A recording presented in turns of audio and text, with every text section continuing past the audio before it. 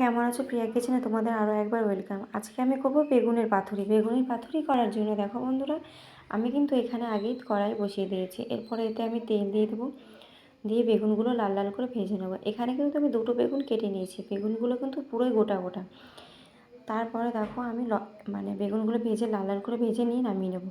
তো তোমরা একটা জিনিস খেয়াল করবে, এখানে কিন্তু বেগুন ভাজাতে কীটটামো করা যায় না, মানে তেলের প্রতি। তো দেখো আমার তো বেগুনগুলো লাল লাল করে ভাজা হয়ে গেছে, আর যে কটা আছে সে কটা আমি এইভাবে ভেজে নেব। তো দেখো এগুলো আমার প্রায় ভাজা হয়ে গেছে, এগুলোকে আমি নামিয়ে নেব। নামিয়ে নিয়ে দেখো এখানে আমি একটু তেল দেব, দিয়ে এখানে তেল দিয়ে আমি একটা শুকনো লঙ্কা ভেঙে এবার আমার কুচনো রাখা পেঁয়াজগুলো এতে দিয়ে দিলাম। দিয়ে পেঁয়াজটাকে এখন ভালো করে লাল লাল করে ভেজে নিয়ে এরপরে আমি এখানে দিয়ে দেবো আদা বাটা, পেঁয়াজ বাটা, রসুন বাটা, দিয়ে আমি মশলাটাকে ভালোভাবে কষিয়ে নেব।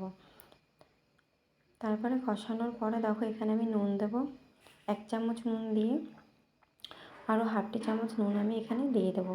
তারপরে দেখো হলুদ গুঁড়ো দেবো, হলুদ গুঁড়ো দিয়ে ভালো করে আবার একটু কষিয়ে নেব। এরপরে দেখো বন্ধুরা, আমি তোমাদেরকে দেখাচ্ছি এখানে আমি 1 চামচ জিরার গুঁড়ো দিলাম, এরপরে আরও 1 চামচ লঙ্কার গুঁড়ো দিয়ে দেবো। দিয়ে আমি এটাকে আবার একটু ভালো করে কষিয়ে নেব। তারপরে এখানে দেবো সর্ষাটা, বেটে রাখা সর্ষাটা আমি এখানে দিয়ে আরও একটু কষিয়ে নেব। তারপরে দেখো এখানে বন্ধুরা আমি সামান্য পরিমাণে চিনি দিয়েছি যাতে স্বাদটা আসে। তারপরে আমি জল দিয়ে এটাকে ঠিক করে ফুটতে দেবো।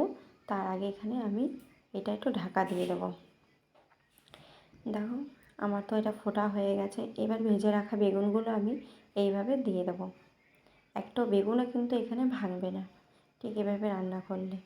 তো দেখো আমার তো বেগুন দেওয়া হয়ে গেছে, এরপরে ফুটছে। এরপরে দেখো রঙটা কিন্তু খুব সুন্দর এসছে বন্ধুরা।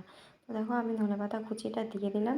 তো এরপরে আমি এটাকে নামিয়ে নেব। তো আজকের রেসিপি আমার রেডি। তো কেমন হয়েছে তোমরা অবশ্যই কমেন্টে জানিও। বাই।